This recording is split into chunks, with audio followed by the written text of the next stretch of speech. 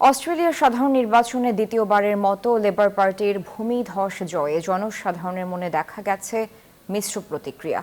বেশিরভাগ নাগরিকই আলবানিজের দলের জয়ে খুশি হলেও দেশের বর্তমান পরিস্থিতি নিয়ে উদ্বিগ্ন। চলমান অর্থনৈতিক ইস্যু, আবাসন সংকট মোকাবেলায় সরকারের সবচেয়ে বড় চ্যালেঞ্জ বলছেন বিশ্লেষকরা।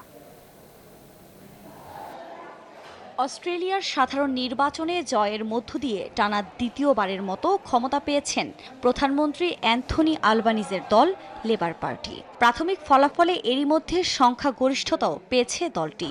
এ খবর চারিদিকে ছড়িয়ে পড়ার পরপরই উল্লাসে ফেটে পড়ে দলটির সমর্থকরা। একই সঙ্গে দেশবাসীর উদ্দেশ্যে ভাষণও দেন আলবানিজ।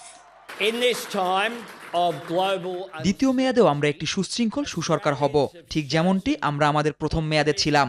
অস্ট্রেলিয়ার জনগণের সেবা করার মহান সম্মান আমাদের দেয়া হয়েছে এবং আমরা এটিকে হালকাভাবে নিচ্ছি না। আমরা প্রতিদিন কঠোর পরিশ্রম করব।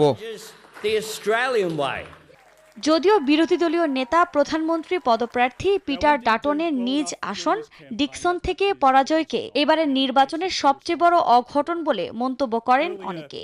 আসনটিতে ২২ বছর ধরে নির্বাচন করে আসছিলেন তিনি। নির্বাচনে পরাজয় মেনে নিয়ে আলবানিজকে শুভেচ্ছা জানিয়েছেন পিটার। লেবার পার্টির ভূমিধস জয়ে জনসাধারণের মনে দেখা গেছে মিশ্র প্রতিক্রিয়া। বেশিরভাগ নাগরিকই আলবানিজের দলের জয়ে খুশি হলেও দেশের বর্তমান পরিস্থিতিতে উদ্বেগ অনেকে।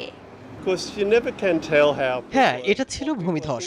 আমার মনে হয় আমেরিকায় এখন যা ঘটছে তা কানাডাকে খারাপভাবে প্রভাবিত করেছে এবং এটি আমাদেরকেও খারাপভাবে প্রভাবিত করেছে। কিন্তু আমি অবাক হয়েছি যে ডাটন তার আসনটি হারিয়েছেন।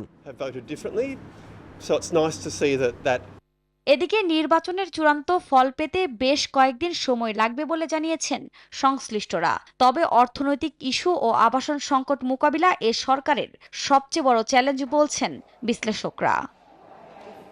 আফরিন মৌ, নিউজ 24।